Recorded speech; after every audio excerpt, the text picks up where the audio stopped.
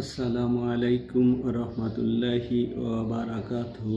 সম্মানিত ভিউয়ার্স, আজ বুধবার 22 অক্টোবর, 6 কার্তিক 1432 বঙ্গাব্দ এবং 29 রবিউল সানি 1447 হিজরি।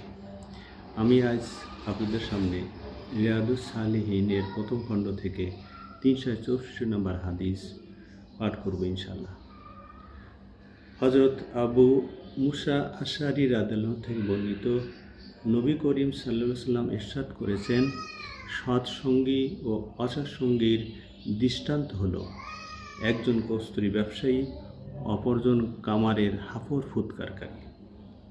কস্তুরী ব্যবসায়ী হয়তো তোমাকে বিনামূল্যে কস্তুরী দেবে, অথবা তুমি তার কাছ থেকে তা কিনে নেবে, অথবা তুমি তার কাছ থেকে সুঘ্রাণ পাবে।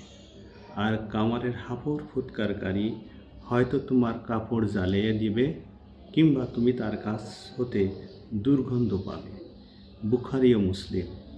মহান আল্লাহ পাক আমাদেরকে হাদিস স্মরণ রাখার এবং সে অনুযায়ী আমল করার তৌফিক দান করুন। আসুন আমরা আল কোরআন ও হাদিসকে আঁকড়ে ধরি এবং আল্লাহর নির্দেশ অনুযায়ী জীবন গড়ি। আমিন।